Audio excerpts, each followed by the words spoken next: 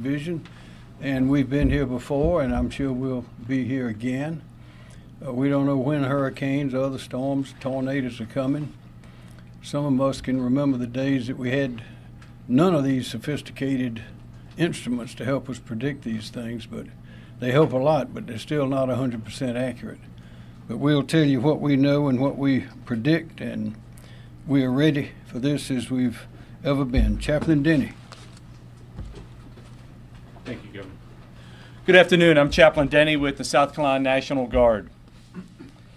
If you would, I invite you to pray with me. Gracious Lord, my faith tradition says in Ecclesiastes, there's a time for everything under the heavens, a time to plant and a time to uproot, a time to weep and a time to laugh, a time to keep and a time to throw away, a time to tear and a time to mend. We can infer from these words, Lord, that you give us the ability to choose how we respond to life situations. With the uncertainty of this storm's path, it is a time to prepare. Keep us from complacency and help us remain vigilant as we pray for the best and prepare for the worst. I pray all this in your mighty and precious name, Lord. Amen. Amen. Thank you. He's exactly right. Pray and hope for the best and prepare for the worst, and the time to prepare is now, and not when the wind's blowing and the rain is falling down and things are getting shoved around. We remember Helene as 1 year ago today, and we remember that it did not go exactly where it was expected to go, and it produced results and damages that many people had not seen before, particularly in the up part of this state and all along the west side. We had pecan trees, groves knocked flat.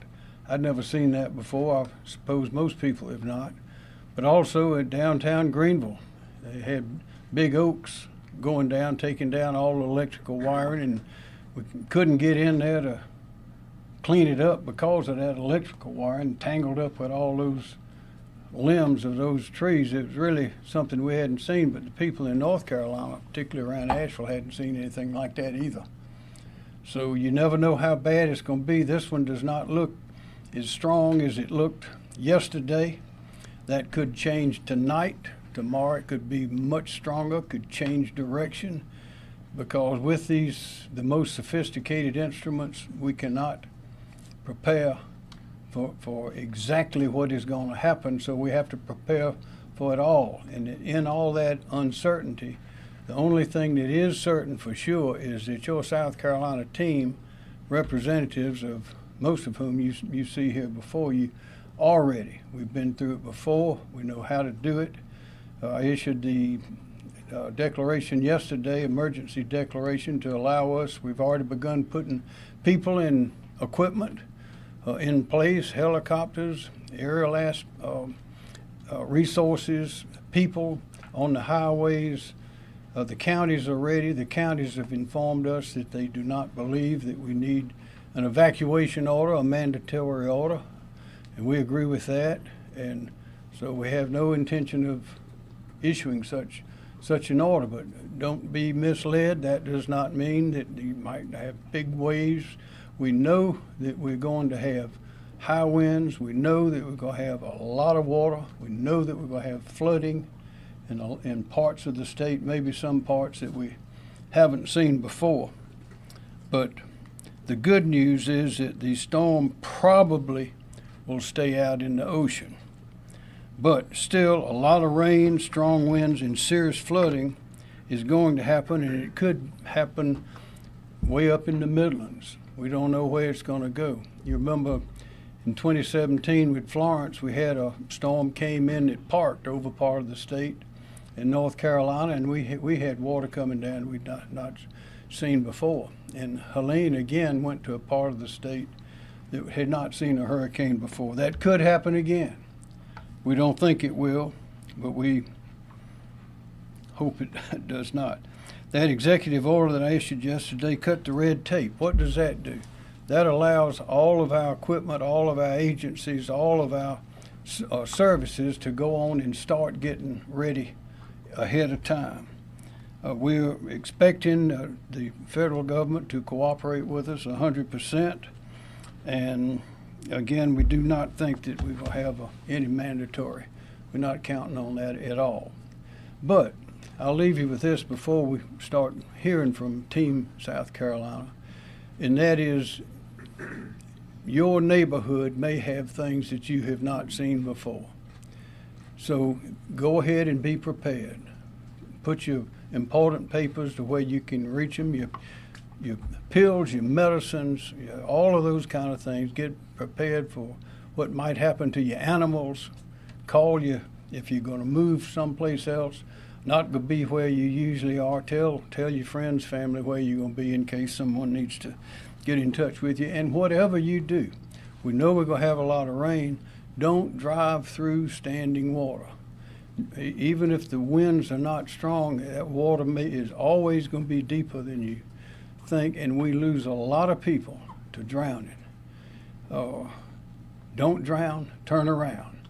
Don't go through that water. It is pitiful, the deaths that we have had in this state from people who mistakenly, unnecessarily, without caution, drive through standing water they think is only a few inches or maybe a foot deep. Turns out it's deeper than that. Turns out the motor conks out. Then here comes a flash flood, and you have someone maybe on the phone in their vehicle calling for help. None can come, and they drown right there in the vehicle. We've seen that right here in our state. So be careful, be prepared, and the time to prepare is now. And first part of our team will be John Quirello, and I failed to introduce Holly May. Holly, glad to see you again, and your assistant, Larissa Martin. Glad to have you here as well. Thank you. John? Thank you, Governor. As you mentioned, today is the anniversary of Hurricane Helene, and all of us at the National Weather Service continue to think about all the people that have suffered some loss from the storm a year ago today. Here to say this is going to be a different storm, different impacts in different areas, but we still need to be prepared, like the Governor was mentioning. Currently, Tropical Depression 9 continues to become better organized and is likely to become Tropical Storm Imelda later today or tonight as it lifts north-northwest across the southwestern Bahamas. The latest National Hurricane Center forecast calls for Imelda strengthening into a hurricane as it passes between the northern Bahamas and the southeastern U.S. coast Monday night and Tuesday. The forecast becomes complex as the system nears South Carolina on Tuesday. Due to its slower movement, which currently Tropical Depression 9 will become more influenced by Hurricane Umberto, a stronger system to the east. The interaction is expected to cause the system to slow down or even briefly stall off the South Carolina coast. How close it gets is still to be determined, and that's going to determine the impact certainly. But we do expect it to slow or stall near the South Carolina coast and then turn east into the Atlantic away from the United States. While less likely, there is still a concern for a South Carolina landfall with some model support for this scenario. So we're still monitoring that potential, and we need people to remain vigilant. Impacts from the wind will be highly track dependent, so residents and visitors along the coast should prepare for tropical storm force winds and even the possibility of hurricane force winds if the system were to track closer to the coast or move inland. Rainfall is expected to be one of the more significant impacts from the system. Scattered to numerous showers and thunderstorms associated with a stalled front could produce locally heavy rainfall through the weekend. Heavier rain bands associated with Tropical Depression 9 could then impact the state Monday through Tuesday night and potentially later into the week if the storm slows down. Latest rainfall forecast shows 6 to 12 inches of rain across the eastern part of the state through the week, with locally higher amounts possible, leading to a significant inland flood threat. We are more confident that the storm will produce impacts along the coast, including significant beach erosion, high surf, and dangerous rip currents. Storm surge flooding is also a concern, especially for vulnerable low-lying coastal locations, even if landfall does not occur. We ask that you please continue to monitor the latest forecast from the National Weather Service and the National Hurricane Center at weather.gov. Thank you. Thank you, John Quirello. Director Kim Stinson, Emergency Management Division. Yes, Kim Stinson, EMD. As this storm approaches South Carolina with probable flood, surge, and wind impacts, it's not just a coastal event. It's a full state of South Carolina event because we can have wind and rain throughout the state based on the impact of the storm. And we've got many areas that are vulnerable to flooding, from our coastal communities back to the inland rivers. Certainly can bring some heavy rainfall that overwhelms our drainage systems and leading to flash floods, especially in the urban areas, which can happen with little or no warning. So if you live in a flood-prone area or low-lying area, identify higher ground now that you might be able to seek that safety if it's needed. And just a reminder that flooding is the #1 cause of fatalities in tropical storms.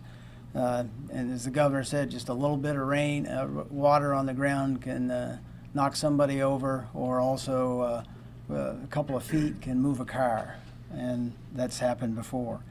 So obviously never driving through those flooded roads. Don't wait until it's too late. If your local authorities encourage you to evacuate selected areas, then you should do that. And there'll be shelters that are opened up for people to go to if they want to seek those shelters. But it's very important to follow the instructions of your local officials, extremely important. Certainly, it's important for all of us to have an emergency plan in place for whatever disaster situation it might impact. And this situation is no different. We all need to be our own emergency managers. So residents should review their safety plans and consider actions taken in advance of the storm. And the governor's already talked about some of these, but certainly having enough bottled water and non-perishable food to sustain the family for at least 3 days. Having the weather radio and the flashlight, extra batteries and chargers, and knowing where your important documents are, as the governor said, such as your birth certificates and insurance policies, in the event that you have to evacuate your home. And then we've already talked about staying tuned to the local media to get the latest advisories from the National Weather Service and the National Hurricane Center, and again, following those trusted, verified sources for the latest news, and be prepared to follow those instructions. So to help with the planning, we've got a couple of tools that we can let you access, obviously, for individuals, families, and businesses. And our South Carolina Emergency Manager app, it's downloadable through Google and Apple, and it's even got a component in there to create your own personal plan, keep track of your supplies, medications, and important numbers. So, and we also have our website at scemd.org, which has also a wealth of information to get you prepared. From an operational perspective here, we're taking several actions. The State Emergency Operations Center has been activated and is operational to coordinate the state response to this event. We started conducting county coordination calls earlier this week to identify any issues or unmet needs. Our logistics system has been activated to assist local authorities, and that system has been validated extensively over the last several years and the numerous events that we've had. We currently have requests in right now ranging from sandbags to swiftwater rescue teams, and those are being actioned. And as the governor said, as a final note, Team South Carolina has a lot of experience in the last 11 years, I guess, at least, preparing for, responding to, and recovering for hurricanes and tropical storms. So that experience remains our greatest strength in moving forward. Thank you, sir. Thank you, Mr. Stinson. Major General Jeff Jones, National Guard. Thank you, sir. Good afternoon. Major General Jeff Jones, State Deputy Adjutant General. The men and women of the South Carolina Army National Guard, Air National Guard, and the State Guard are prepared and currently positioning to support any request from any agency statewide. Our liaisons have made contact with and are reporting to requested emergency operations centers. There, they will communicate and collaborate with any agency that is requesting support from us. We are mobilizing 150 guardsmen who will man 30 high-water vehicles and perform general purpose support. They will be on station tomorrow morning, ready to perform their missions. In addition, we have 81 high-water vehicles in reserve should they be requested. Other capabilities that we have are on standby if needed include aviation support, law enforcement support, any general purpose support, and logistical support. The South Carolina State Guard, under the command of Major General Leon Lott, stand ready to respond, particularly with debris clearing, engineering support if they need it, and also general purpose support. To date, we have received 7 missions assignments from supporting agencies. We are ready to meet those missions and any more that come our way. Thank you, sir. Thank you, General. Secretary Justin Powell, Department of Transportation. Thank you, Governor. The South Carolina Department of Transportation is actively preparing for the impacts from Tropical Depression 9. For the past 2 days, crews in our coastal counties have been preparing equipment and have been addressing known drainage hotspots. We've also been pre-positioning equipment in locations that we historically know we have challenges with during tropical weather. Those activities are continuing today in anticipation of storm conditions early next week. We ask the public to slow down, move over, and make space for road crews that'll be out in the coming days ahead of the storm. We are ready to go to 24-hour operations as the storm arrives early next week. We're also preparing to deploy 10 assistance crews from the upstate and Midlands to the coast on Monday to bolster our personnel there. SCDOT stands ready to respond and encourages the public to be ready to respond as well.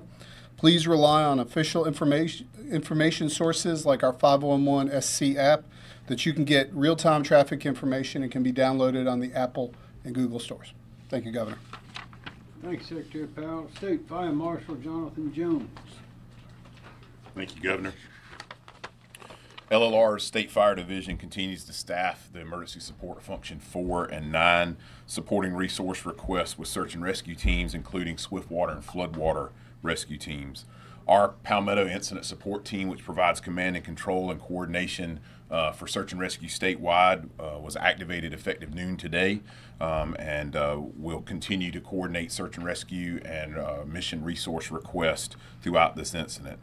We've already been working with FEMA, who will be sending 2 urban search and rescue task forces with water rescue capabilities to stage here in Columbia on federal operations support status beginning tomorrow. In addition, FEMA is sending their search and rescue incident support team to co-locate with ours here in Columbia to help bolster command and control and resource coordination should we utilize any federal resources. The 6 urban search and rescue teams that make up the Emergency Response Task Force system here in South Carolina, as well as South Carolina's Helicopter Aquatic Rescue Team, have been rostered and stand ready to respond. 3 of those teams will be located in their local jurisdictions in Myrtle Beach, Charleston, and Hilton Head Bluffton area for local response. The remaining teams, including South Carolina Task Force 1 and our South Carolina Helicopter Aquatic Rescue Team, which is a partner with the National Guard Aviation, are available to respond to resource requests and missions throughout the state. I do want to offer a couple of safety tips if we do lose power. Although one of the leading causes to deaths in a tropical system certainly is floodwaters, post-power outage, it often is carbon monoxide poisoning and related to generator safety. So I encourage you to never run a generator inside your home. If you're using a portable generator, have battery operated or backup carbon monoxide alarms in your home. Don't overload a generator, and before refueling, make sure you shut the generator down and allow it to cool. Keep a generator at least 20 feet from doors, windows, and eaves where those fumes can make their way into the home, and never use a generator in an attached garage. You already heard it mentioned about floodwater safety. When it comes to flash flooding, a citizen's first line of defense is awareness and avoiding floodwaters if at all possible. It's difficult to judge the depth and the speed of floodwaters, and you can easily be swept away in what may seem like shallow water.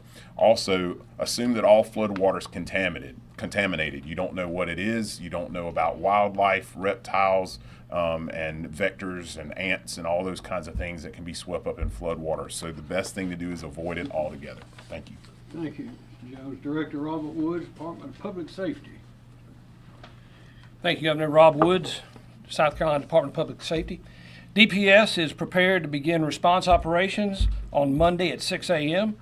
with 150 law enforcement personnel from the Highway Patrol, State Transport Police, SLED, SCDNR, and SCPPP assigned to the coastal areas of South Carolina. Our operational priorities are focused on addressing increased calls for service, which we typically see in these storms, such as more traffic collisions, disabled motorists, downed trees, blocked roadways, and so forth. We will operate on a 24-hour basis beginning on Monday through the course of the event. As has already been mentioned but can't be emphasized enough, to the public, please be reminded to avoid travel during hazardous weather, and particularly to avoid roadways that are blocked by downed trees, downed power lines, or that are flooded. Thank you, Governor. Thanks, sir. Robert Woods. Myra Reese, Department of Environmental Services. Thank you, Governor. Good afternoon. Myra Reese, Director, Department of Environmental Services.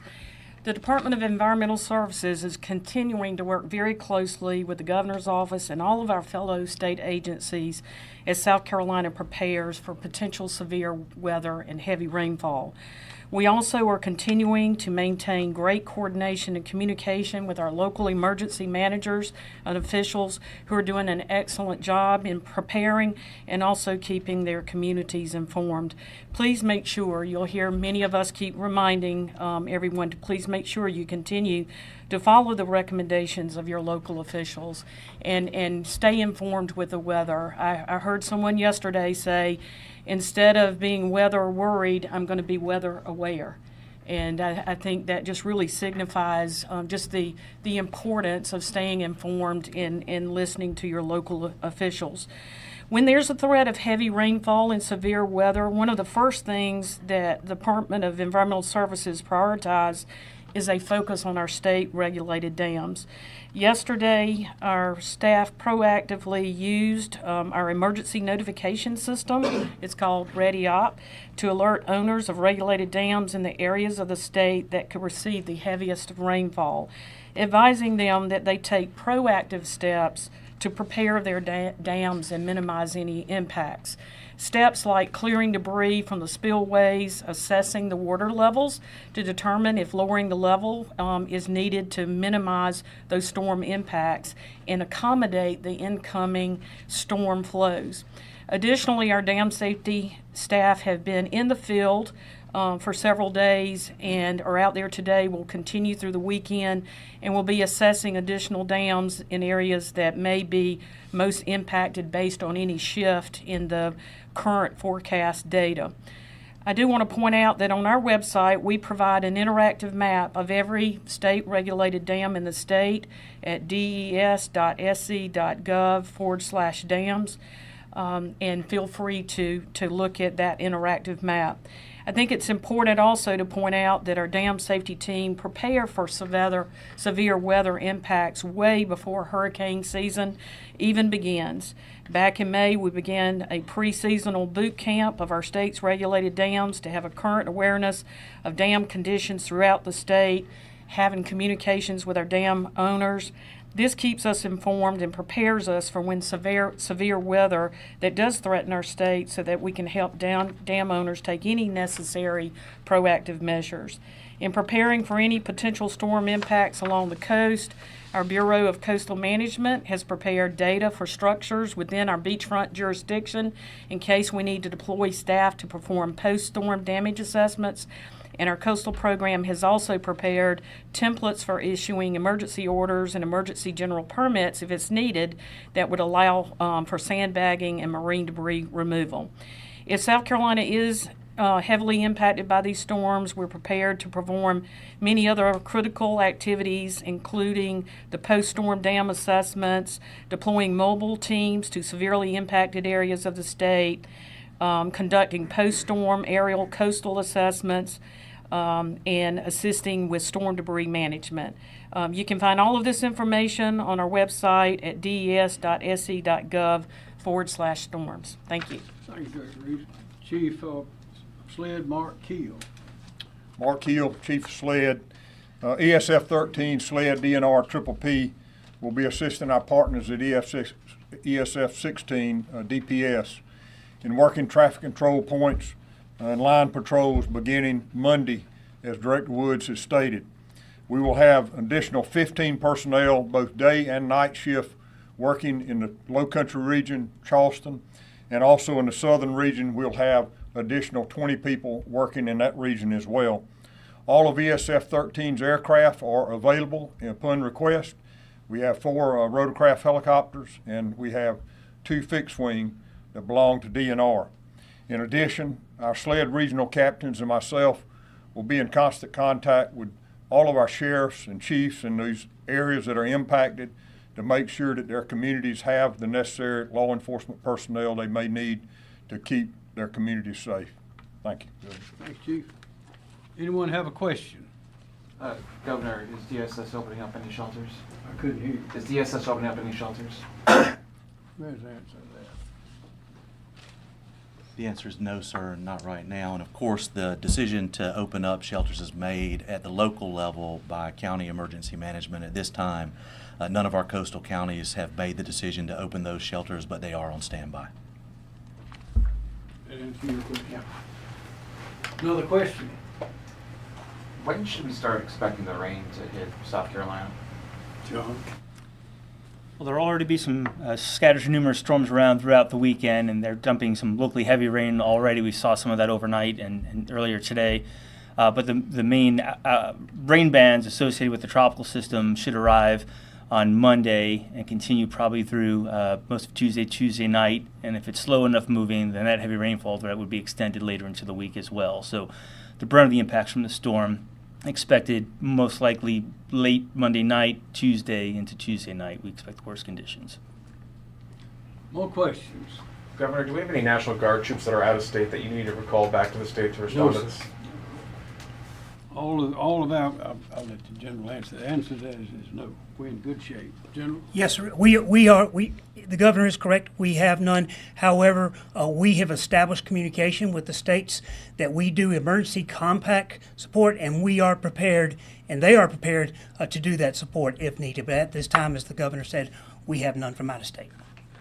Are our troops out of state? Did they have to come back for any need to respond to this? No, sir. No, sir. Our units who are in Washington, D.C. have returned home. Other units who are on mission on the southwest border will continue on mission.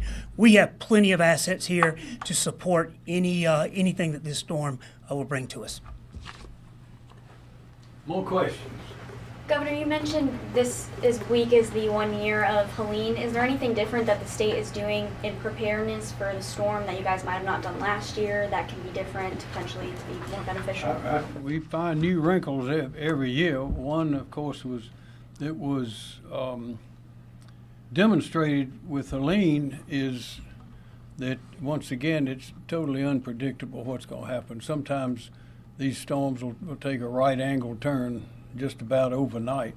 That one, Helene, of course, was predicted to go roughly where it went, but it went more to the east, 50 or 100 miles closer, farther away from Atlanta. It was supposed to go right through Atlanta, and it certainly didn't. And that was a new experience for a lot of people, and had a lot of damage that we'd not seen before, particularly all those pecan trees and the down trees. I know Greenville, other places had it as well, but I mean, trees, big oak trees downtown, are all on the ground. We don't usually see that. In Hugo, we had a lot of trees go down. That one went all the way, came through Charleston, came through Columbia, and went up to Charlotte and took down 100-year-old trees in downtown Charlotte. So what we learn every time is reinforced is that you never know where they're going to go. They don't tell us where they're going to go, and we can't predict. Anyone want to comment again on that further? I would just say that we really didn't identify what we would call systemic failures of the system. But there's always, as the governor says, there's always areas that we can do better, sometimes in terms of sheltering and feeding. And then one lesson learned last year, and maybe Director Bates wants to talk about it, but I'll mention it, is that we found that we needed closer coordination between local authorities and the utilities. And as the governor mentioned, they had entangled debris and the electric lines, and wanted to make sure those lines were not live. And so that's actually taking place right now. There's some better coordination with that. Comment? Thank you, Director Stinson. One thing the governor says frequently is communication, collaboration, cooperation. So I don't know that that's necessarily new, but out of Helene, we really established some really strong communication, collaboration, and cooperation channels. And in fact, for the past week and a half, I've been talking with utility partners, and they're well prepared for the storm. More questions? Director Bates can stay up there.